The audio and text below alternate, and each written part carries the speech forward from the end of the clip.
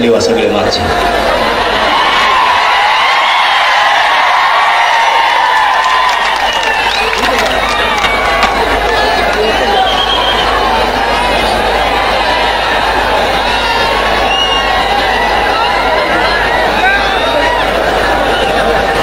हिंदवी स्वराज्याचे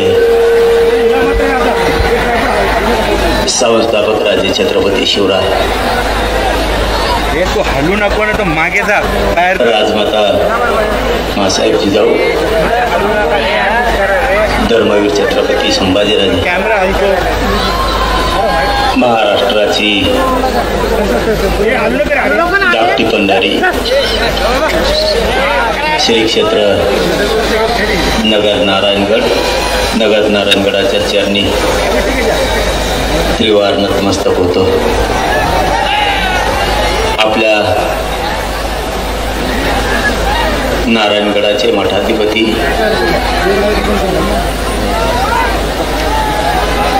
प्रेममूर्ती गुरुवर्य शिवाजी बाबाजी यांच्या चरणी नतमस्तक होतो. बंकट स्वामी मठाचे मठाधिपती महंत गुरुवर्य श्री लक्ष्मणजी बाबा मेंगडे यांच्या चरणी नतमस्तक होतो.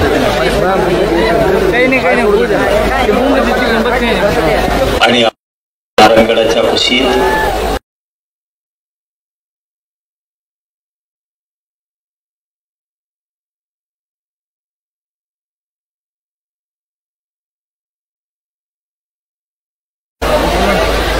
मानाचा शिवराय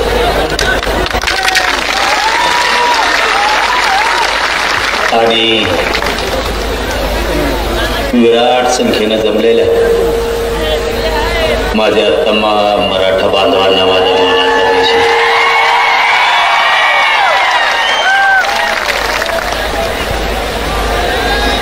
आज खासदारांपासून आमदारांपर्यंत सगळेच बांधव या पवित्र नारायणगडाच्या कुशीत येऊन तुम्ही तुमचे मोठेपण सिद्ध केले, त्याबद्दल तुमचं सगळ्यात अगोदर धन्यवाद. मला मायबापावर बोला. आपला गडनगद आहे म्हणून ताकद मिळते. जशी मला मिळाली तशी माझ्या शेतकऱ्याला पण मिळाली. लय वेदना आहेत, शरीरात लय त्रास आहे. मी तुम्हाला ही गोष्ट सांगितली होती 8 तारखेत बघा. 5-6 महिन्यापूर्वी तुम्हाला मी एक गोष्ट सांगितली होती, प्रत्येक माणसाला सांगितली होती की मी थोड्या दिवसाचा पाहुणा आहे.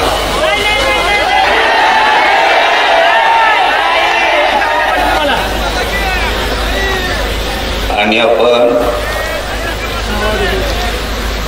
मुंबईला जायची हाक दिली,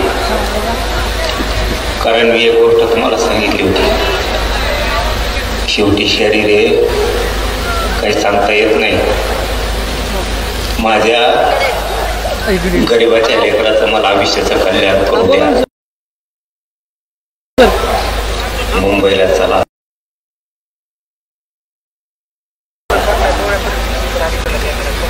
कारण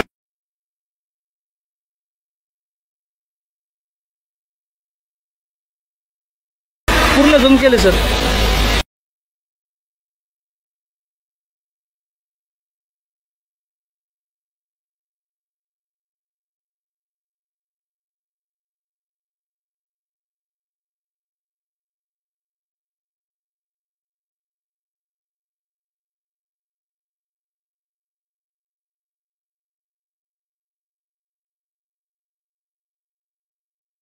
ओके ओके चालतं. तर माझ्या समाजाच्या लेकरा बाळाचं मी आयुष्याचं कल्याण करू शकतो. आणि तुम्ही मुंबईला साथ दिली आणि 75 वर्षातनं लढाई जिंकलेली मराठ्यांनी GR घेऊन मराठ्यांनी लढाई जिंकली.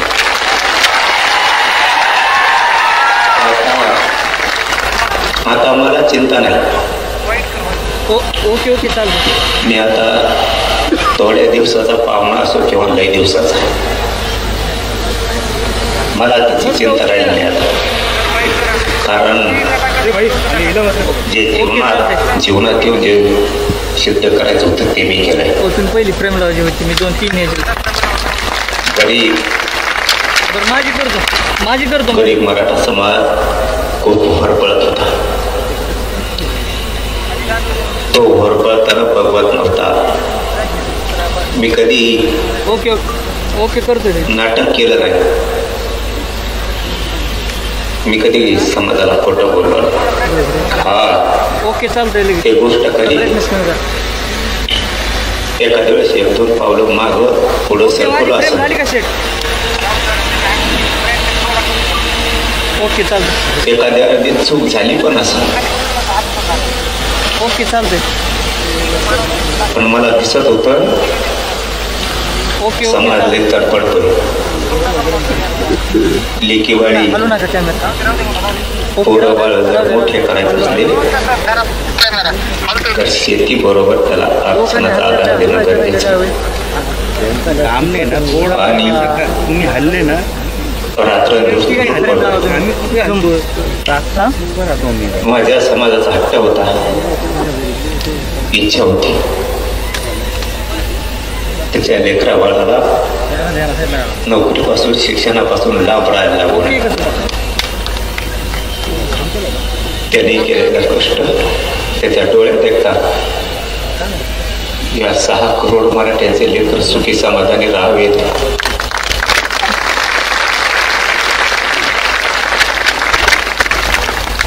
कधी शांत बसलो नाही. पूर्ण आयुष्य जिजवलं. आता मला काही वाटत नाही. खूप जणांनी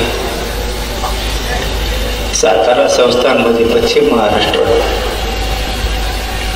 आणि हैदराबाद गॅजेट म्हणजे मराठवाडा, इथला जर मराठा आरक्षणात गेला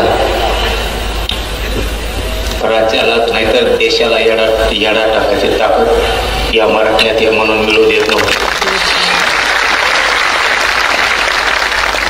आपले आणि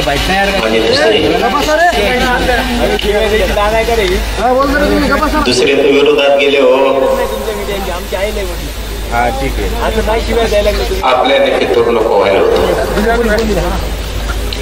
झाली असं नाही कधी चूक, पण जीव येऊ धरणीला टेकला तरी माग हटलो नाही हे त्यांनी भितोरांनी समजून घ्यायला पाहिजे.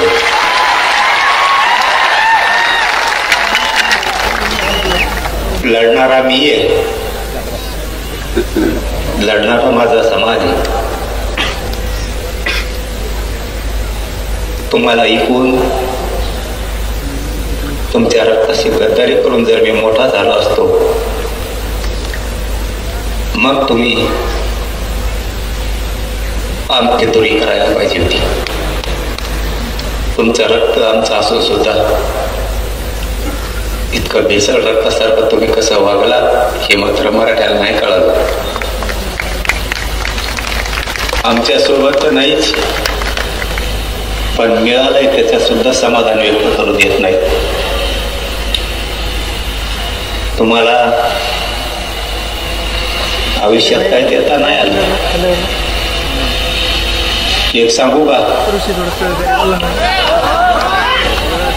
45 वर्षाची लढाई जे काहीच करता नाही आलं याला. पांढरे कपडे घातले आणि मोठ्या गाड्यात हिंडले. फक्त टीव्हीवरती बोलले आणि पुस्तकं वाचली. याच्यातच यांनी यांचे मोठेपण आणि मर्दानगी गाजवली. समाजाने यांना काय देता नाही. मी आणि माझ्या गरीब मराठ्यांनी एका वर्षात 58 लाख लोकांना आरक्षण दिलं. 3 कोटी मराठी आरक्षणात झाले.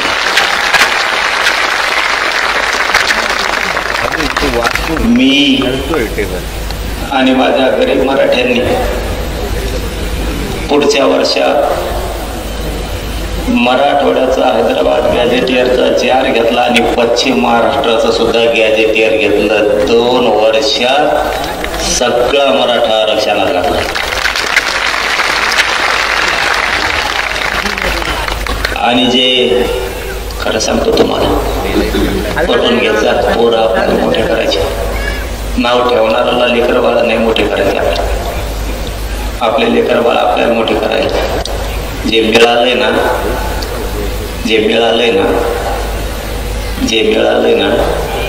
ते पण खूप मिळाले. गावाचे गाव निघायला लागले, राहिलेले निघते. समाधानी राहतात. ओताळ वागायचं नको, कुणीतरी सांगायचं सगळंच पाहिजे. आपल्याला मग लोक सगळंही मिळून देणार आणि थोडं थोडं पण मिळून देणार. मी आणि माझा समाज आम्ही बरोबर आमच्या पद्धतीनं जाऊन डावं टाकून सगळ्यांच्या मुडक्यावर पाय दिले. थोडं हुशारीने चाला, खाताना विचार करा गरम आहे का गार झाला. नको बरं, समाज डुबल असं वागायला नको. आपण दसरा मेळाव्याला जमतो, सभाला जमतो, आंतरवालीत जमतो, मुंबईत जमतो, मजा म्हणून नाही. सांगितलेला तुम्ही विचार सांगितलेला मी जपून ठेवायचा आणि मी सांगितलेला तुम्ही जपून ठेवायचा, तरच मोठे होत नाही. तर काय अर्थ नाही. आलो, बसला, इकडं तिकडं फिरला, झाडाखाली गेला, पुन्हा सभात येऊन बसला. मराठ्यांनी चतुर हुशार व्हायचं, टंगळ मंगळ बंद करायची, बावचाळ्यावरी वागायचं बंद करायचं, लई समाज पुढे न्यायचा. एक शब्द सांगतो तो आज पक्का घेऊन जायचा इथं. मराठ्यांनी यापुढं शासक बनायचं आणि प्रशासक पण बनायचं.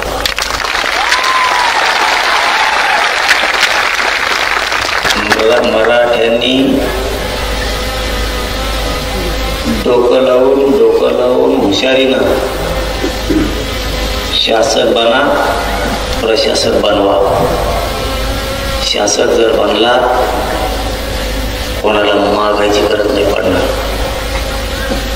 शेतात काम करता करता, घरात काम करता करता, व्यवसाय करता करता, शेतीचं काम करताना, नोकऱ्या करताना शासक बनायच्या डोक्यात राहते.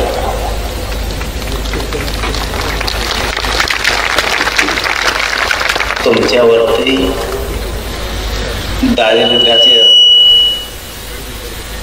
दारिद्र्याचा आलेला कर जर काढायचा असला, तुम्हाला शासक बनावं लागणार आहे.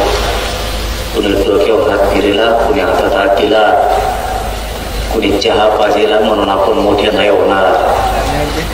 या दसऱ्याच्या निमित्तानं सांगतो, जातीला सांभाळायचं असलं, जातीच्या अडचणी दूर करायच्या असल्या तर तुम्हाला शासक बनावं लागेल.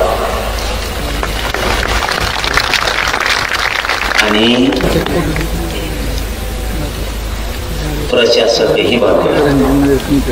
प्रशासनात एवढी ताकद आहे, दादा जरी असला तरी हात जोडून प्रशासनासमोर उभं राहावं लागतं.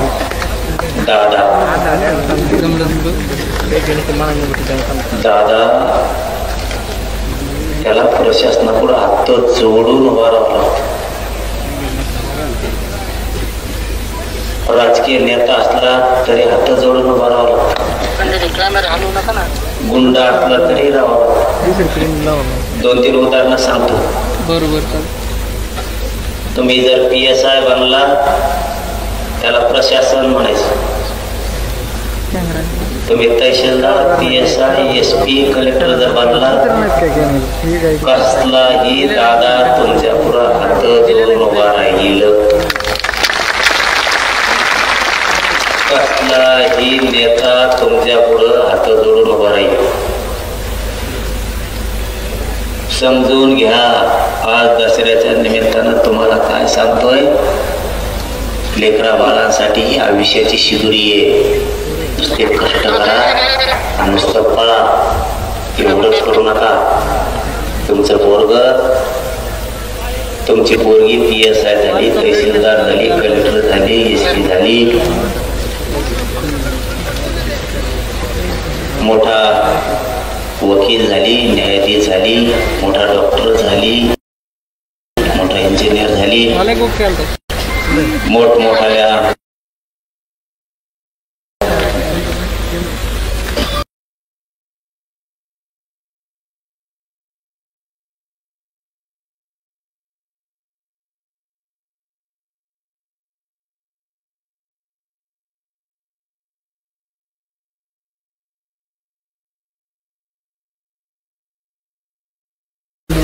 तर या गरीब समाजाला बसायला आधार होईन, ऑफिस एखादं बसायला आधार. सगळे बोगस लोक जाऊन बसले तिथं, बोगस आरक्षण घेतलेले, बोगस.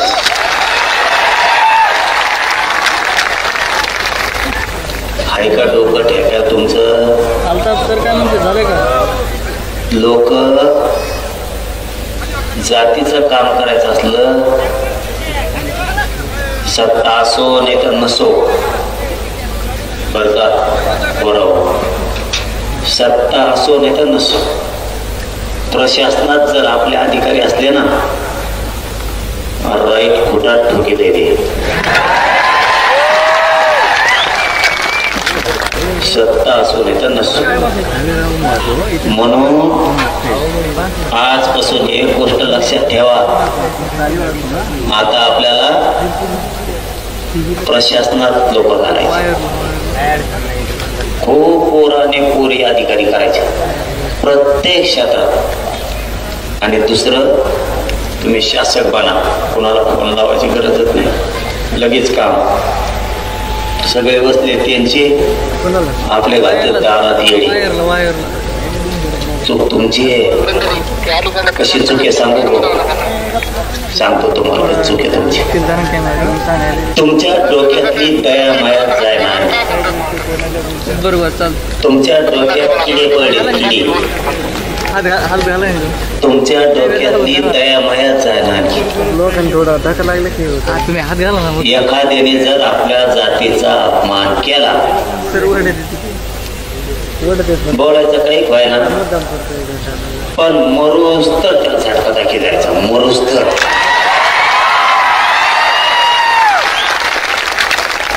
त्याला म्हणायचं जातवान मराठ्यांची अस्सल अवलाद. त्याला वाटलं पाहिजे संगत हिंडत आहे माय घरात.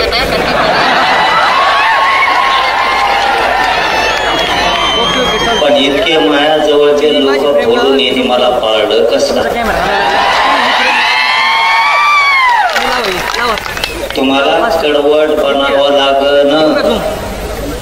एक उदाहरण म्हणून सांगतो बा, मी बंद करतो थोड्या वेळात. आता बोलू का? शेतकऱ्याचा राहिला आणखी नारायणगड देशातला ऐतिहासिक दसरा मेळावा असा आहे की त्याने शेतकऱ्यासाठी लढ्याचे निर्णय घेतले. ते पहिला दसरा मेळावा आहे.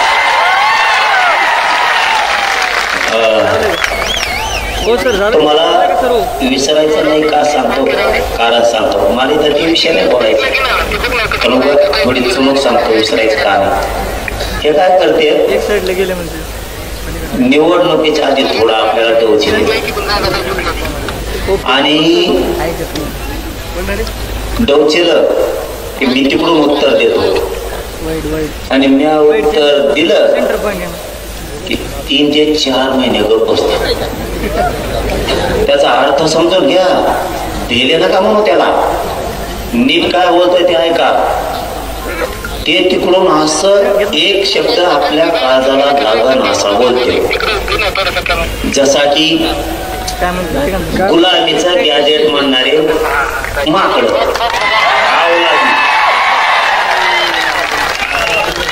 झालंय ना ओके. ज्या ठिकाणावर लागली गुलामीचं गॅजेट म्हणायचं आणि 3-4 महिने गप बसायचं. मी काय सांगतो नीट ऐका. ते एकटंच नाही, असे जे जे बोलते त्यांच्याबद्दल सांगतो. तुम्ही ना किडे पडले डोक्यातले जाळून टाका. देणठो जरा काय बर. आता मी सांगितलं मग त्याला उत्तर आमचं गुलामीचं गॅजेट हे. मग इंग्रज काय तुमच्या घरात राहत होता का?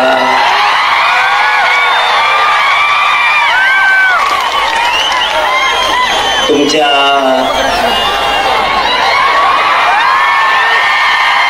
परिवारात लागला? ऐका रे, ऐका ना, मी काय सांगतोय ते ऐका. अर्थाचे गैरअर्थ करते त्यांच्या घरात राहतो का म्हणजे लगेच ते दुसराच अर्थ काढते. तसा अर्थ नाही मा, तसा अर्थ नाही. अर्थ नीट समजून घ्या. मी गडावडे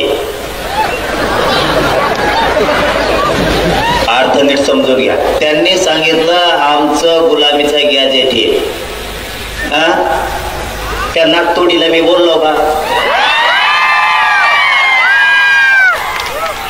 नाही बोललो. कोणाला बोट लावायची गरज आहे का? आणि मग मी बोट सुरू केल्यावर त्याच्यासाठी लोकांच्या लेकरा बाळाला तुच्छ लेखायचं नाही. तुम्हाला त्याचा अर्थ कळतो का? गुलामीचं गॅजेट आपल्याला लागू केलं म्हणजे गॅजेट गुलामीचं होतं म्हणजे आपले लेकर सुद्धा गुलाम समजता खरे हराम करो तुम्ही. आमचे जे जे त्या पक्षात काम करतात तिच्या संग काम करतात त्या मराठ्याच्या पायदाशी कोण कोण आहेत? हे मराठ्याच्या पायदाशी हो. तुमची खास पैदाश आहे ना तुमची, तर तुमच्या पोराला तुमच्या जातीला गुलामीची अवलाद म्हणलंय. करतो का प्रचार झकमाऱ्या? अरे 10-5 लाखाच्या कामासाठी कवरसाठी तुरे स्वाभिमान जागा ठेवले. तो जातीला घाण बोललं गेलं. घाण तुझ्या जे जे तिथं त्या पक्षात तिच्या सोबत काम करतात त्यांच्यासाठी सांगतोय. खास तुमच्या अवलाद जर मराठीची असली ना आता तर तुमच्या मराठीच्या लेकराला गुलाम म्हणलंय. गुलाम. मग आपली जर गुलामीचे पैदाशे असं जर त्यांचं म्हणणं आहे तर मराठ्यांनी तिथं कशाला झक मारायला काम करता? तुमचा स्वाभिमान जागा हो द्या ना. अरे गेलं राजकीय करिअर खड्ड्यात गेलं. 10-5 रुपयाचं काम काढी लावीत असं जातवान मिशा पिढीणाऱ्याची अवलाद आहे. कशाला कोणाच्या पायाखाली काम करता? पाय चाटून. आता त्यांनी काय सांगितलं गुलामीचं गॅजेट कशाला लागू करता? मोगाचा प्रश्न अर्धवट राहिला तुम्ही तिसरं जोडीता म्हणून सांगतो. मग आता आमचं गुलामीचं गॅजेट हे निजामचं. बर ठीक. मग इंग्रज काय तुमच्या परिवारात राहत होता का घरात राहत होता? त्याचं कारण काय? तुमचा परिवारातला आहे का त्यो? निजाम आमच्या परिवारातला नाही म्हणून गुलामीच. मग आता इंग्रज ह्यो तुमच्या परिवारातला आहे का म्हणून 1931ची जनगणना घेतली. तुम्ही त्याच्या जीवावर आरक्षण घेतलं. तुम्हाला त्याने आरक्षण दिलं इंग्रजाच्या जनगणनेनं. इंग्रजाच्या जनगणनेनं आरक्षण दिले तुम्हाला. मग तुम्ही कोण असं आम्ही म्हणायचं का? म्हणलो नाही. म्हणलो नाही. आपण तुमच्यासारखे बिघडलेल्या रक्ताचे नाही. म्हणलो नाही, म्हणणार नाही. म्हणायचं का असं म्हणलो. तुम्ही डायरेक्ट म्हणले आम्हाला पण आम्ही म्हणायचं का म्हणलो. बर याच्या पुढे जाऊन आम्ही असं म्हणलो का की बाबा आमचं गुलामीचं गॅजेट हे मग तिकडं राजस्थानला अकबर बादशाहकडून पळून आलात आणि इकडं तुम्ही निजामाची चाकरी करायला लागला. आम्ही असं म्हणायचं का म्हणलो नाही का? म्हणलो नाही. भेद फेद नसतो. शिकायचं नाही. गप्प बसलेलं म्हणून गप्पेत. तुम्ही फक्त फेसबुक व्हॉट्सअपला लिहू शकता. ज्या दिवशी सुरू होईल ना त्या दिवशी तुम्हाला विकणार.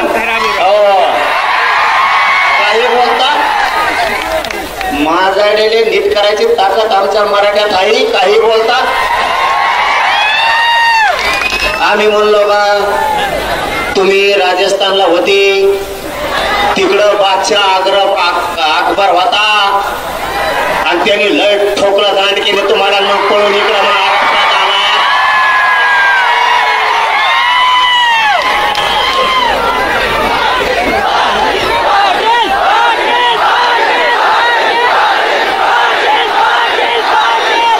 आणि मग तुम्ही निजामाच्या जाणारा संभळणाऱ्या बनलात. व्यापारी म्हणून आला तर राज्यकर्ते म्हणलात चला वामा घरी. आम्ही असं म्हणायचं का? म्हणलो नाही. अरे ग बाई लय बोलतोय तर सगळ्याला मापात राहावा. याच्यासाठी झक मारायला मराठ्याने तुम्हाला 30 वर्ष निवडून नाही दिलं. याच्यासाठी निवडून देतो 30-30 वर्ष. तुम्ही असे पान उतारे करू आमच्या अवलादीचे. आणि आता काय करणार हे सांगतो तुम्हाला, नीट ऐका. आता मी म्हणलो ते म्हणले निजामाचं गॅजेट हे. निजामाचं गॅजेट गुलामीचं ते म्हणे गुलामीचं गॅजेट आहे. मी सांगितलं तुमचं सुद्धा इंग्रजाचं आहे तेव्हा गुलामीच होती. तेव्हा कुठं स्वातंत्र्य होतं असं बोललो. आता तेवढं काळजावर पान हल्लं बरं का आपल्या. तुम्हाला डोके किडे जे पडले म्हणून तुमच्या डोक्यात ते सांगायलो ते किडे मारून टाका लवकर. किडे तुमच्या डोक्यातले हे काय करते हळू जिवारी वार करतात आपल्या. आणि मी बोललो का 2-3 महिने गप बसते. आपल्या लोकांना काय वाटतं माहितीये का? जाऊ दे रे चुकलं असं काय होतं बोलताना. आता नाही बोलणार इथून पुढं. अरे हे बदल मानच नाही. त्याच्यामुळं दया माया थोडी कमी करा. जे ज्याला मराठ्याचं तिकडून उभा राहील खप पाडायची. तेव्हा ह्या आपल्या जाती नीट राख्या. तेव्हा आपले नीट वागायचे. तेव्हा हे हुजरीगिरी करायचं बंद करते. आणि जेव्हा आपण पाडायला सुरू करतो ना तेव्हा ते मराठ्या संघ नीट वागायला सुरू करते. कळाला का? ते आपल्याशी अरे आपल्या लेकरा बाळाला डायरेक्ट म्हणले राव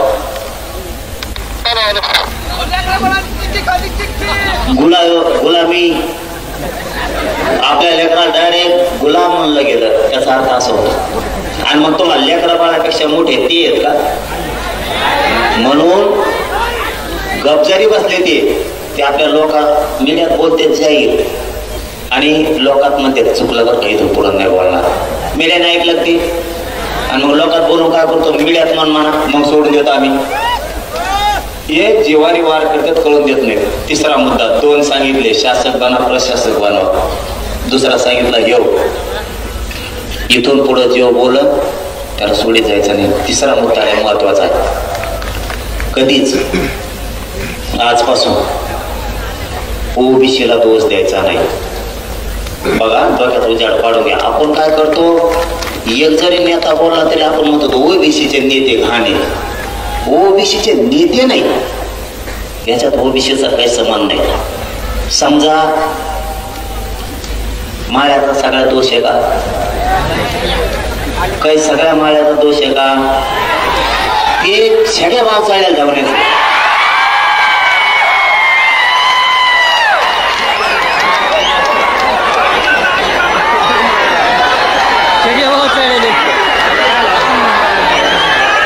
त्याला काय करायचं आता? त्याला म्हशीवणी थोडे दिवस पाण्यात बांधायचं.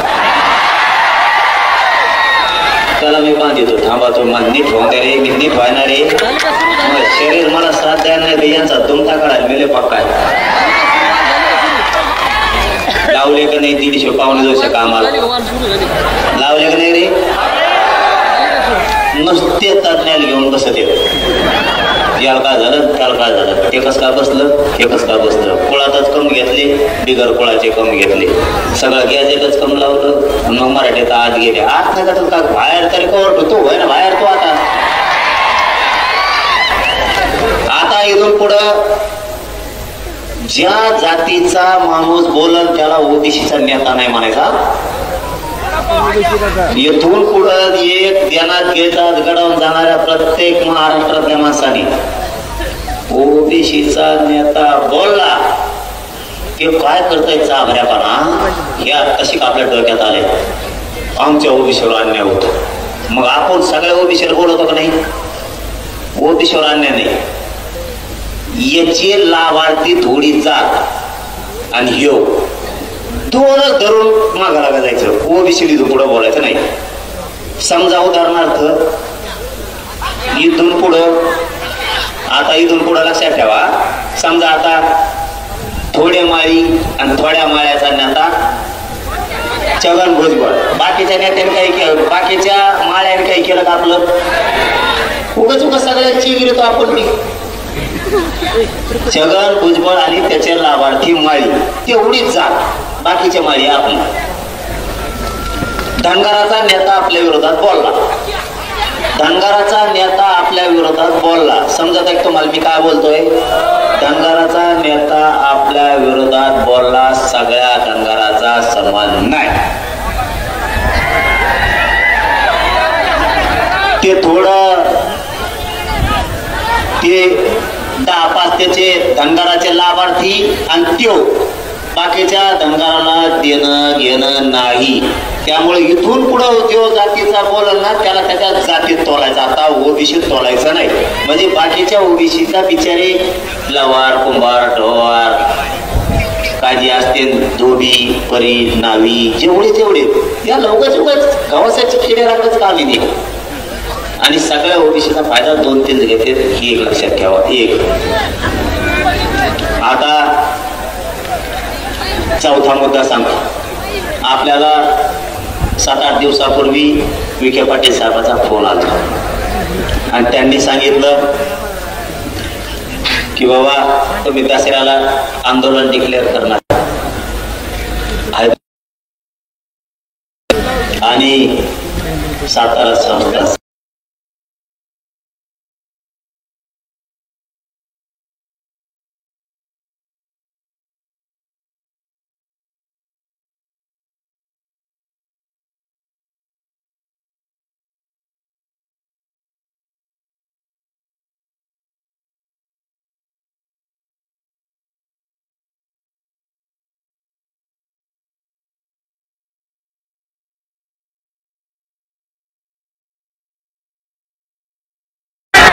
करायचं सुरू शांततेनं ऐका एक 15-20 मिनिटात सगळं उरकून घेऊ आपण 15-20 मिनिटात सगळं उरकून घेऊ शांत राहा लय महत्वाचे विषय आणि मग विखे पाटील साहेबांचा फोन आला शांत बसता का नाही तर मला सांगा काय मी नीट करू शकतो आणि दुसऱ्याचा जर असला तर घरात जाऊन नीट करू शकतो माया नादी लागायचं नाही तुम्ही 12चे तर आम्ही 14चे त्याच्या भानगडीत पडायचं नाही शांत राहून द्यायचं मराठ्याचा असल टाकली फिकली असली चढून दे थोडंफार पण दुसऱ्याचं जर कोणी असं ना वळवळ करत असं ना घरात घुसवून हाणायची ताकद आहे आमच्या घरात घुसवून लय सहन केला भाऊ लय लोकांनी त्रास सहन केला 75 वर्ष माया मराठ्याच्या तुला काय सांगावं कसल्याने यायचं आमच्या आईला घोडा लावून जायचं बासरे त्याच्यासाठी जीवन नाही तुमच्या हातात जे आहे ना तितकं धारदार आमच्या सुद्धा हातात आहे तुमची जशी भाषा तसं आमची वागायची तयारी आहे तुम्ही आमच्या लेकेबाळीला जगू देणार तुम्ही आमच्या पोराला जगून देणार तुम्ही आम्हाला आरक्षण घेऊ देणार नोकऱ्या खाऊन देणार माझला का दादागिऱ्या करून दादागिरी तुम्हाला वाटतं तुम्हाला दादागिरी आमच्या दादागिरी नाही आमच्या तुमच्या ताकद आमच्यावरती तगडीला फिरून दगडा वापरायची तयारी ते बाकीचे नाटक फक्त शिकायचे नाही. मला वाटतं नको, समाज मोठा आहे, मागा लागला आखडणार नाही, म्हणून मी आपला गप गप गप गप घेतोय. हे गोळ गोळ इतकं भर मुठ भर नाही तर, आणि गोळ गोळ गोळ गोळ गोळ गोळ आम्ही जाऊ द्या म्हणतो. आपला एखादा डोका जरी फुटला तरी आपण म्हणतो जाऊ द्या. त्यांना वाटलं भेट येत नाही. भाऊ फुटाण्याला सुद्धा सापडायचं नाही तुम्ही फुटाण्याला. मला उगाच जे काही बोलायचं ते बोलायला लावू नका. विषय चालला, विखे पाटील साहेबाचा फोन आला. त्यांनी सांगितलं पाटील दसरा तुम्ही म्हणला दसऱ्याला ये. मला संडासच लागल्यावर झालंय. मुंबईत गेल्यापासून असा धाक पडलाय. अर्ध मंत्रालय मुंबईच्या बाहेर गेलत. म्या बळद बळद बळद धाडस लावून कॅबिनेटच्या हातात हे आणि त्यो ज्या कॅबिनेटना काढलेला. कुठला जार काढताना कॅबिनेटला काढावं लागतं. आणि एखाद्या जर उपसमितीने काढला, उपसमितीला अधिकार आहे का नाही काढायचा हेही बघावं लागतं. जर उपसमितीला एखादा जार काढायचा अधिकार आहे तर ते कॅबिनेट असावायला लागते. उपसमिती सगळे कॅबिनेट आहेत. त्यामुळं विखे पाटील साहेबांनी सांगितलं, पाटील गावागावातल्या समित्या नियमांच्या राहिल्या, थोडं शिबिर पण घ्यायचे राहिले, त्यांना सविस्तर सांगायचं. काही अधिकाऱ्याच्या लक्षात येत नाही, काहीच येत नाही. बरं ठीक आहे, खरं सांगा फक्त. म्हणलं मी माया मराठा नारायणगडावर बोलत. ते म्हणले फक्त अतिवृष्टी जे आर प्रमाण मराठ्यांना आरक्षण दिलं जाईल. ठीक आहे म्हणलं, मग म्हणू का फिर्याद? ते म्हणले मान. माझं असं म्हणणं आहे, आपण आता डिक्लेअर करणार होतो तर महिना 15 दिवस जमान का म्हणले. ते गॅजेट प्रमाण देतो आणि तुम्हाला काम सांगतो. आता ए कुंकड हिंडा तरी आयला माय आता चालेल रे. तुम्ही कुठं हिंडा तरी कुठं चालले? काय याची नुकती केली तिकडं काय वास यायला तुला? बाबानी नगद इथं नगद नारायणगडावर नगद ये बोलता यायला लागलं मला. मला चालता उठता येत नव्हतं. संभाजीनगर पासून डोळ्यात धारा होत्या माझ्या थोडी तर. इथं लय शक्ती अपार बाबा. इथं सोपं नाही. इथं जर खोटं केलं ना कार्यक्रम होतो हो माणसाचा. इथं नगद ये, इथं लई येडेव करीत जाऊ नका. माय हात सोडून तुम्हाला विनंती आहे. गड मानला असं आपण म्हणायचं, हा बाबा तसं नगद ये नगद. आणि आपली प्रतिष्ठान आपली इज्जत आपणच वाढायची रे भावा. आपल्या गडाची इज्जत आपणच वाढायची. रुसायचं नाही, फुगायचं नाही. रुसलं तरी बाबाकडे यायचं, सांगायचं मी तुमच्यावर रुसलो. मग तुमचं पटलंच नाही. बाबाजवळ पायावर जायचं, बाबा सांगायचं मी रुसलो. आणि बाहेर जाताना म्हणायचं रुसा सोडून दिला. सोडून दिलं म्हणायचं मी दाटून रुसलो होतो. उची वागायचं शिका. वागावं लागत. सांगतो तुम्हाला, गॅजेटियर प्रमाणे द्यायला तयार आहे असं त्यांनी सांगितलं. पण तुम्हाला एक काम सांगतो तेवढं करा. महाराष्ट्रात सारखे आडनाव असणारे लोक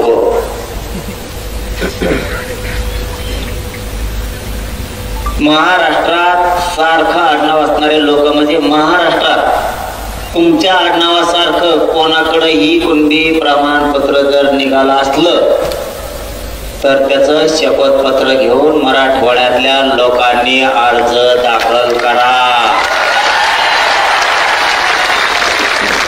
नुसतं बोंबलू नका. आरक्षण नाही, काम करा. पुन्हा एकदा सांगतो, नीट ध्यान द्या. ए मागचे काय बोलबोल करता रे, हालू नका. काय उपयोग मुंबईत जाऊ, काय बाया बाया मुंबईला तुमचं आता काय सांगा तुम्हाला.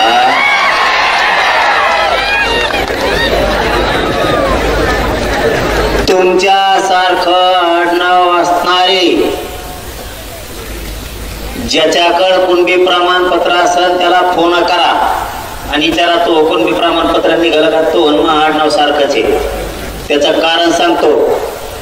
तुमचं आडनाव तसं आहे, तसंच ज्याच्याकडे महाराष्ट्रात कुणबी प्रमाणपत्र असेल ती तुमची भावकी आहे.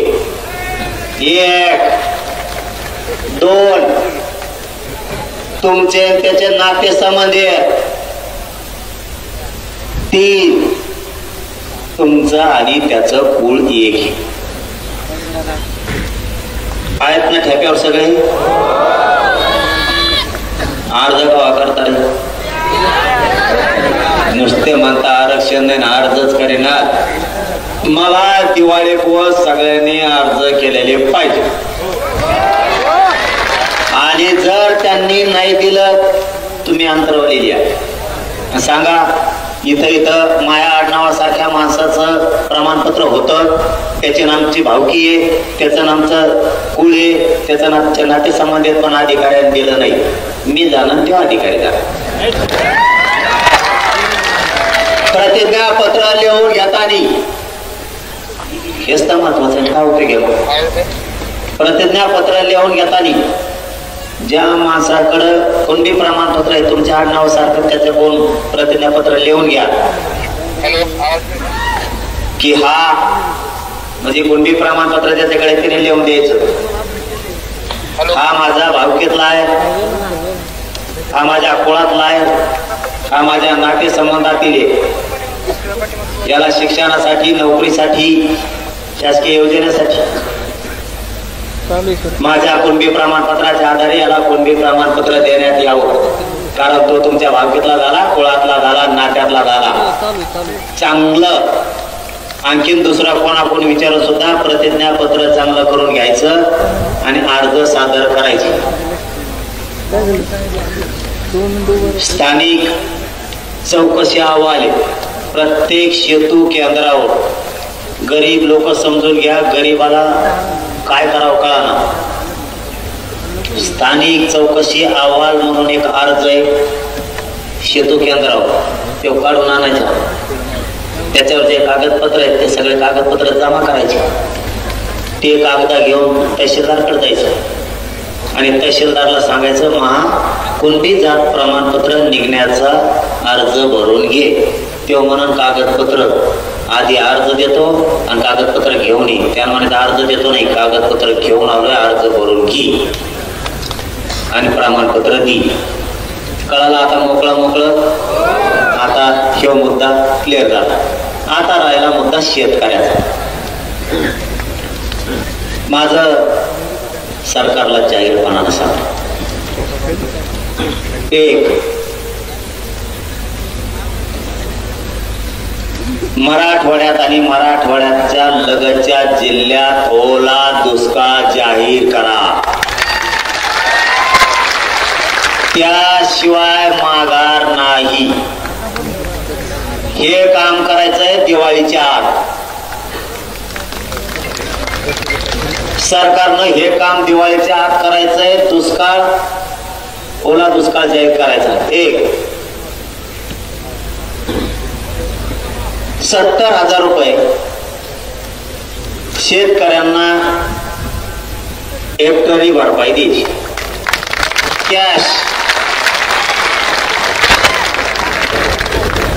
पिकं जळाले ना पाण्याने 70,000 रुपये हेक्टरी कॅश द्यायची. मुद्दे झाले 2 म्हणून जरा बोलतो ते करतो. त्यामुळे तुम्ही मुद्दे ध्यानात ठेवा. आता तुम्ही समजायचं आता मात्र शेतकऱ्यांची खरी फाईट सुरू झाली.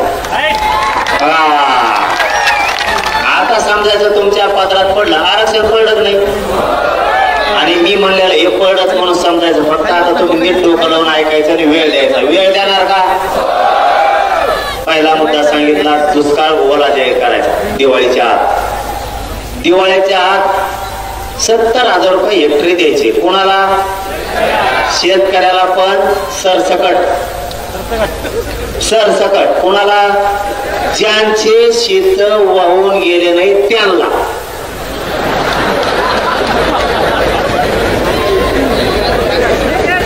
शेत वाहून गेले नाही त्यांना म्हणजे त्यांच्या शेतात पाणी साचलं, पीक जळून गेलं म्हणजे त्याचं 70,000 रुपये हेक्टरी नुकसान झालं. आता राहिला दुसरा, ज्याच्या नदीच्या शेजारचे वावर होऊन गेले आणि पीक होऊन गेलं त्याला 1,30,000 रुपये भरपाई द्यायची.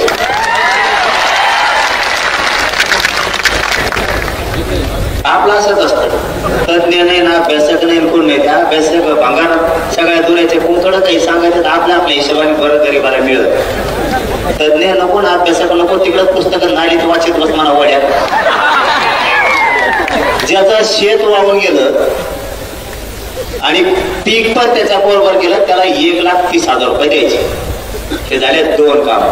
आणि तिसरं काम, ज्याचे जनावर वाहून गेले, ज्याचा कांदा वाहून गेला, ज्याची सोयाबीन वाहून गेली, ज्याची बाजरीचे खळे होणार होते वाहून गेले, त्याचे सोनं वाहून गेलं, त्याचं धान्य वाहून गेलं, यांना शेतकरी सांगल तसा पंचनामा करून 100% भरपाई द्यायची. म्हणजे घर पडलं, शेळ्या वाहून गेल्या, जनावर वाहून गेले, म्हशी वाहून गेल्या, काहींचे कांदे वाहून गेले, काहींचे बाजऱ्या काढल्या होत्या ते वाहून गेल्या, काहींचे सोयाबीन काढून ठेवलं होतं ते वाहून गेलं, काहींचं सोनं गेलं, घरातल्या भांडे वासनं गेले, मोटरी गेल्या, पाईप गेले, कोठा वाहून गेला, काहींचे भिताडं घर वाहून गेले, काहींच्या नळ्या वाहून गेल्या, काहींचे सौर ऊर्जा वाहून गेले. जेवढं वाहून गेलं तितके पैसे एवढे द्यायचे. हे झाले 3. हे झाले 3. आता चौथं, शेतकऱ्याचे 15 रुपये कापायचे ठरले ऊसाचे. अजिबात 1 रुपया सुद्धा कापायचा नाही.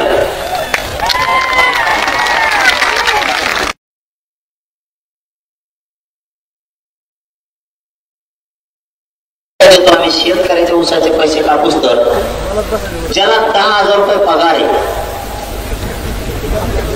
त्याचे 2,500 कापा. ज्याला 20,000 पगार आहे त्याचा 4था हिस्सा कापा 5,000. ज्याला 1 लाख आहे त्याचे 25,000 कापा. ज्याला 2 लाख आहे त्याचे 50,000 कापा. 4था हिस्सा कापायचा. त्याला काही गोमीचा पाय लंगडा होणार आहे का? पगार फुकटात हे वावर कुठंतरी हडपिलेला असेल, नोकरी म्हणल्यावर कुठंतरी आम्हाला तिकडं सापडेला असेल, त्याच्यामुळं हे कापा. कमीत कमी 4-5 लाख अधिकारी असतील नोकऱ्यावाले सगळे 10 लाख. या 10 लाखातच जवळपास 1,000 कोटी रुपये जमा होते. हे प्रत्येक राजकीय पक्षाकडे हे करायचा. सरकारला सांगतो, मुख्यमंत्र्याला सांगतो, हो ते पैसे कापायचे नाही, नोकऱ्यावाल्याचे पुरेचे पैसे कापा. टोटल 1,000 रुपये ठेवू नका. त्याचे 4था हिस्सा कापून टाका, शेतकऱ्याला वाटा. इकडे शेतकऱ्यात कुठं का आणतो, त्याचे 5-8 खायची येळ आली, तू कुठं खातो रे? ते जमणार नाही.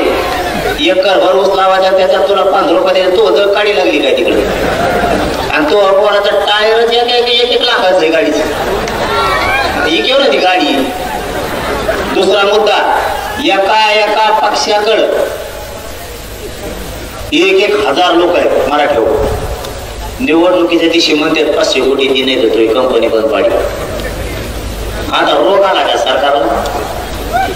जेवढे व्यावसायिक उद्योगपती येतं, राजकीय लोक येतं, खासदार आमदार येतं, मंत्री येतात, याच्याकडे प्रॉपर्टी 1,000 कोटीचे आहेत ना. 1 एकर ऊसावल्याचे 15 रुपये कापी तू कशाला? आता देवेंद्र फडणवीसची प्रॉपर्टी कमी असेल का? कापीवर आरती दान शेतकऱ्याला. अजित पवारची कमी आहे का? अजित पवार टिकले काढी लागली का? त्याचे कापी हो. शिंदे साहेबाकडे काही रोग आलाय का? त्यांची कापी हो प्रॉपर्टी. उद्धव ठाकरेकडे काही कमी पडलं का? त्यांचं कापी हो. शरद पवारकडे पुरी काढीत लागली का? त्यांची कापी हो. काँग्रेसचे नाना पटोले, सोनिया गांधी, इंदिरा गांधी, तो कोणता गाव लाल भडक गांधी, दुसरा कोणता आहे तो? त्याची कापी हो. यांच्या प्रॉपर्ट्या कमी आहेत का? हा ते आंबाडी त्याचं तेल मीठ बंद करा ना. सगळं त्याचे पंप येत.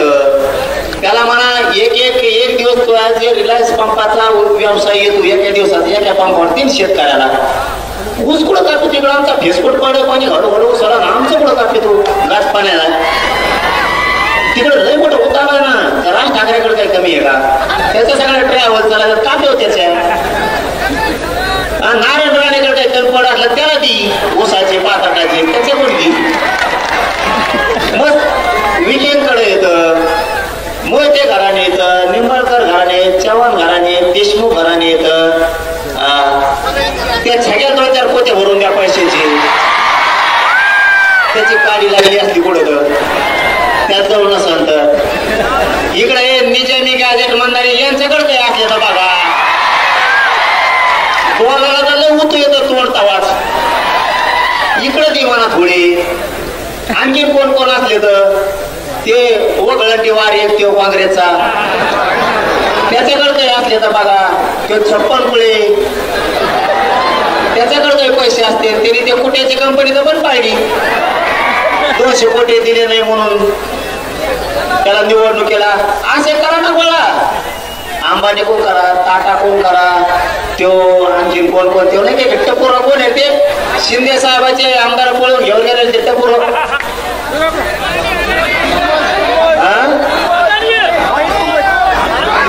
ते नाही उंटावणे नाकाचं ते कंबोडा कंबोडा काय नाव कुंकून आल्यात पाहिजे त्याच्याकडे मार माझा पैसा आहे काढा नाही. कंबोडा का काय कोण काढून शिंदे साहेबाची शिट घेऊन पळून गेला कंबोडा. इतकं पुरं इमानात तर काढायच्या बाहेर आलं इतकं उच्च. हे आमच्या शेतकऱ्यांना लुटूस तर ह्या किती कंपन्या आता टाटा आहे ते लय येतं. आता बजाज वगैरे येतं आणखी मारण्याचे आलेत ना त्यांचे कोण घेणार? हे जमतं का? निवडणुकीच्या टायमाला पैसे घ्यायला उद्योग होते खूप. हिऱ्याचे माणिक मोत्याचे व्यापारी येतं, आमचे जैन मारणी येतं. मस्त होता आला ते हमेशा कवा शिराज वाटत लोकांना एवढं पैसे वाटा म्हणा. आओ पटेल पटेल गेला उधार घ्यायला तिथं झाक मारायला. पाटील पाटला दिला 5-5 जणांना उधार घेऊन बोकांडी टाकलं त्या मारण्याने आमच्या याचा सगळं 3 रुपये शाखा.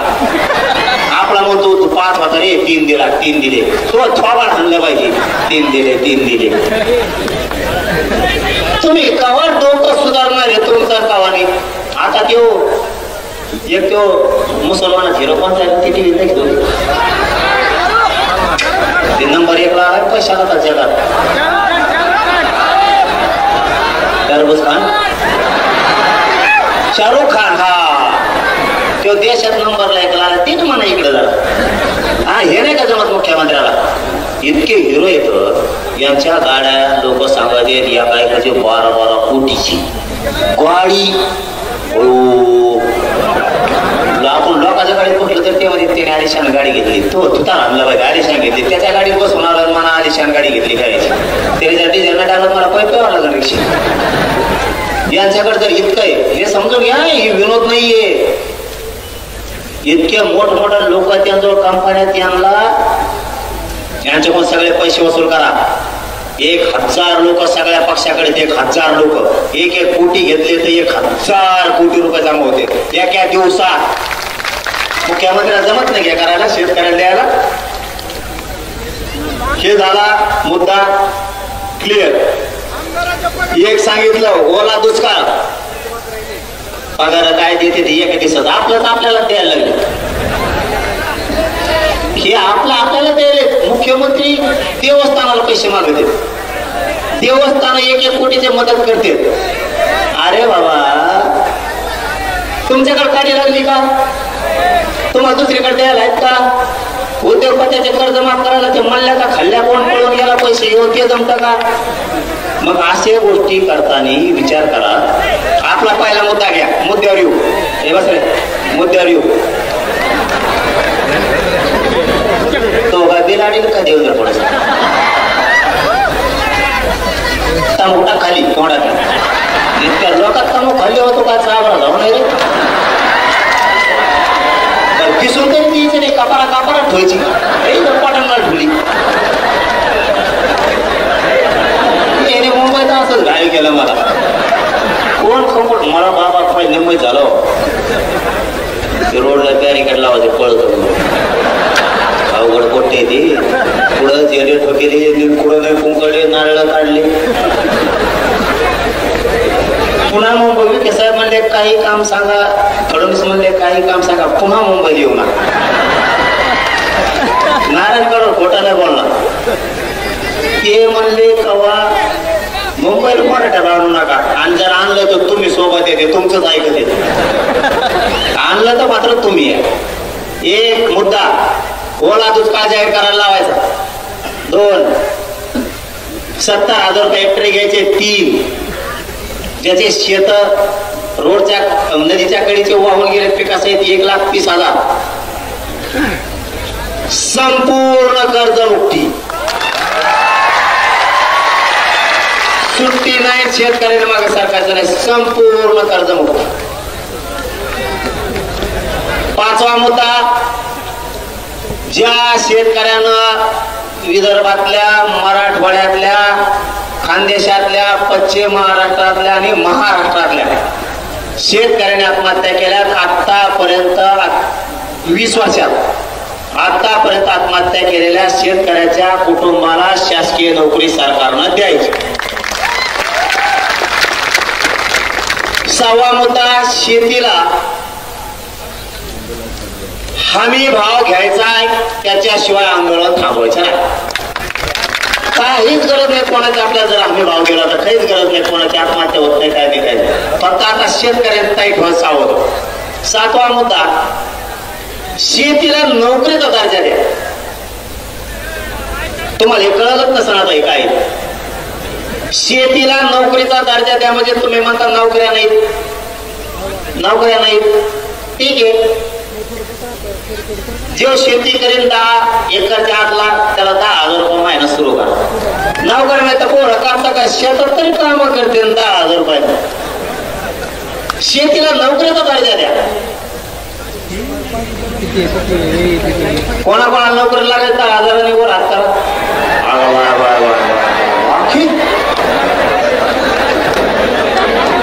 मग आहे का नाही चांगली मागणी आपली. शेतीला तुम्ही म्हणता नोकऱ्या नाहीत. शेती कशी देण पोरं नाक तरी लागल पोरायला. शेतात काम करायचं त्या पगारामुळं. पोरं शेतात काम करणं पोरं वावरही करायला लागलेत. आणि 7वा मुद्दा शेत इकायचे नाही. शेत कोणी इकायचे नाही. आता हे जर दिवाळीपर्यंत केलं नाही, आता सांगितलेले 7 मुद्दे सरकारनं जर केले नाही त्यात काही राहिला का की. आणि 3 ट्रिगर 8वा मुद्दा पीक विम्याला यांनी 3 ट्रिगर बसवले. ते ट्रिगर उठवायचे. पीक विमा सगळा द्यायचा. हे जर दिवाळीपर्यंत केलं नाही तर आपण एक काम करू. महाराष्ट्रातले सगळे शेतकरी एक तर धाराशिव जिल्हा किंवा बीड जिल्ह्याच्या बाउंड्रीवरती बैठकीला बोलू किंवा जालना जिल्हा संभाजीनगर जळगाव बुलढाण्याच्या मधी बाउंड्रीवर जर कुठं जागा असेल तर तिथं महाराष्ट्रातले सगळे बैठकीला बोलू. किंवा मग अहिल्यानगर सोलापूर किंवा बीड जिल्ह्याच्या बाउंड्रीवरती एखादं गाव शोधून तिथं बैठकीला शेतकरी बोलू आणि किती तारखेला आंदोलन सुरू करायचं हे सांगू. आधी बैठक घेऊ आणि नंतर आंदोलन सुरू करू. शेतकऱ्याला न्याय दिवस तर मागं हटायचं नाही. आणि 15 ते 1 महिन्याचा वेळ आपण सरकारला पुन्हा गॅजेटसाठी देतोय, त्याच्यानंतर नाही. आणि मुद्दा शेवटचा, जर सरकारनं गॅजेट हैदराबादचं सातारा संस्थांचं लागू केलं नाही आणि विशेष सांगत राहिलं छत्रपती खासदार छत्रपती शाहूजीराजे महाराज साहेबांना की मी परवा सरकारला बोललोय, सातारा संस्थान, औंध संस्थान आणि पुणे संस्थानचं जे गॅजेटियर घेतलंय त्याबरोबर खासदार साहेब महाराज शाहूराजे महाराज साहेब तुमच्यासाठी सांगतो की कोल्हापूरचं सुद्धा गॅजेटियर घ्यायचं सरकारनं कबूल केलंय. जर सरकारनं मराठवाड्यातल्या सगळ्या मराठ्यांना दिवाळीपर्यंत आरक्षणात नाही घातलं आणि आजपासून दिवाळीपर्यंत म्हणजे 1 महिनाभर किमान जर शेतकऱ्यांचे प्रश्न मार्गी नाही लावले तर जिल्हा परिषदला सरकारचं एकही सीट शेतकऱ्यांनी निवडून येऊ द्यायचं नाही. याला जोडून दुसरा मुद्दा, शेतकऱ्यांच्या मागण्या दिवाळीपर्यंत मान्य केल्या नाही तर सरकारनं जिल्हा परिषद नगर परिषद निवडणुका घ्यायच्या नाही, नसता बॅलेट आमच्या गावात आम्ही लावून देणार नाही. महाराष्ट्रातल्या सगळ्या शेतकऱ्यांची कर्जमुक्ती केल्याशिवाय, ओला दुष्काळ जाहीर केल्याशिवाय, त्याला मागल 100% त्याचं नुकसान भरपाई दिल्याशिवाय, पीक विमा दिल्याशिवाय आम्ही निवडणुकीची तारीख घोषित करून देणार नाही. तर तुम्ही जर केली तर मंत्र्यांना महाराष्ट्रात सभा घेऊ द्यायची नाही. ठरलं का? आणि गॅजेटचं सुद्धा सुविधा लागल, काळजी करू नका. गॅजेटचं सुविधा लागल, 100% गॅजेटचं सोयीला लागणार नसता महाराष्ट्रात नेत्याला फिरून देणार नाहीत आपण. त्याची काळजी करू नका. फक्त सगळ्यांनी अर्ज करा आणि दिल्लीला पण जायचंय, काळजी करू नका. दिल्लीला येणार का तुम्ही सगळे? पण सांगतो तारीख दमान तुम्हाला, थांबा थोडं. आधी या 2 गॅजेटच्या अंमलबजावणी होत्या, सातारा संस्थान आहे पश्चिम महाराष्ट्राच्या, आणि सगळ्यांना विजयादशमीच्या खूप खूप शुभेच्छा देतो. तुम्हाला दमानी गावाकडे जा, मला दवाखान्यात जायचंय, त्याच्यामुळं सगळ्यांनी दमाने जा रे बाबा. एक जीवाने राहा, एक विचार फुटून देऊ नका, एकमेकाला साथ द्या. जातीला कुठं अडचण आली जातीच्या मदतीला उभा राहत जा, सुखादुखात जा. शेतकऱ्याच्या मदतीला धान्य कपडा घेऊन जा, तेल मीठ घेऊन जा, त्यांना पीठ मीठ घेऊन जा. त्यांच्याकडे तळायला लाईट नाही ती घेऊन जा. तुम्हाला कपडे देता आले कपडे द्या, हाताला पांघरायचं द्या, एखादा गोणी बाजरी ज्वारी देता आली तर द्या. तुम्हाला जे जे सहकार्य करता येईल, बिस्किट पुडा देता आला तर शेतकऱ्याला द्या. जात बघू नका, या जातीचा आहे त्याला मी देत नाही असं म्हणू नका. ज्यांच्यावर पावसाचं संकट आलंय त्याला सगळ्यांना तुम्ही धान्य द्या, त्याच्यात जात बघू नका. आपल्याला विरोध केला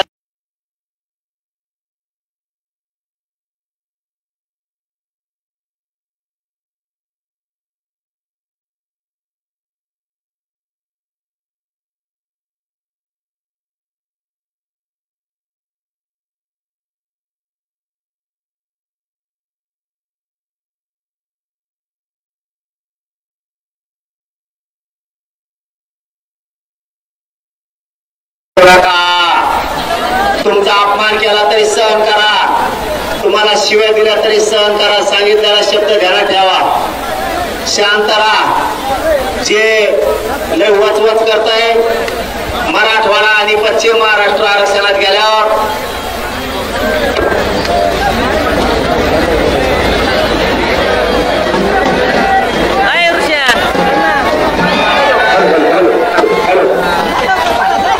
कोणी जर आपल्याला त्रास दिला, त्रास सहन करा. माझा ऐका, गरज आहे आपल्याला मराठवाडा आणि पश्चिम महाराष्ट्र आरक्षणात जो तर एखाद्या शिष्या दिला, त्रास दिला तरी सहन करा. लय वळवळ करतोय का एखादा? पश्चिम महाराष्ट्र आणि मराठवाड्यातले मराठी आरक्षणात गेल्यावर पहिला नंबर त्याचा लावू, त्याची 0. पण आता ती वेळ नाही. आणि एक महत्वाचं सांगतो, यांना पुत्र सुद्धा विचारित नाही म्हणून आपल्या विरोधात बोलते. त्यांच्या अंगावर जाऊ नका. घेण्यात देण्याचं संरक्षण लावायसाठी तसं करते ते. संरक्षण इकडून तिकडून हिंडाव, यांना त्यांच्या जाती सुद्धा किंमत नाही. पण आपले लोक त्यांच्या अंगावर गेल्यामुळं त्याला ते संरक्षणासाठी करतात, फोकसला यासाठी करतात, मीडियात राहण्यासाठी करतात. त्यांची काही अवकात नाही, त्यांना काही महत्व नाही, त्यांच्यात लाज पण नाही. समजून घ्या रे बाबा हो. इकडे येते बोंबलते मग आपण त्यांच्या मागा लागतो, त्याला लागत संरक्षण आणि त्याला कुत्रही जीवित नाही. तेव्हा 3-4 जण लय मजा येईल त्यांची. पण मराठी एकदा आरक्षणात जाऊ द्या आणि मग बोलून टाक म्हणा. त्याला रोड सुद्धा नाही पाळता येणार. असं करू आपण, पण दम धरा, थोडे दिवस दम धरा. कोणाला काय बोलू नका, उत्तर देऊ नका, मीडियात देऊ नका, प्रत्यक्ष देऊ नका, कोणाला त्रास पण देऊ नका. ते मुद्दाम करतायत मीडियात राहण्यासाठी आणि संरक्षण लागायसाठी. आणि तुम्ही फक्त शांततेत घ्या आणि कोणावरही विश्वास ठेवू नका. आपण गरिबांनीच आपल्या गरीबावर विश्वास ठेवायचा, गरिबांनीच लढाई जिंकायची. तुम्हाला लई मोठा करायचं मला की मी तुम्हाला लई मोठा करणार आहे. तुम्हाला आणखी गरीब मराठ्याला सत्तेत घालायचंय मला, सत्तेत. ज्या दिवशी तुमच्या हातात काय आभार येईल तेव्हा तुम्ही चांगल्या नेत्याचा 30-40 वर्षाचा बदला घेतात. तुम्ही म्हणता तेव्हा लई येडे करत होता, आता सत्ता मायात हे तू खोटाच उपयोग झाला. त्यामुळे एक विचारी राहा, विचार फुटून देऊ नका. हाक मारली की येत जा. मला आता दवाखान्यात जायचंय. धन्यवाद. तुम्हाला खूप खूप शुभेच्छा. जय शिवराय. यानंतर राष्ट्रगीत, राष्ट्रगीतासाठी उभा राहा. एक पुस्तकाचं प्रकाशन झाल्याचे असते होते आणि लगेच दादांवर संघर्ष शोधा नावाचं पुस्तक प्रकाशन झालेलं आहे. त्याला वाजवा सगळ्यांनी. आणि जे चालतंय त्यांनी सगळ्यांनी राष्ट्रगीतासाठी उभा राहायचं. राष्ट्रगीतासाठी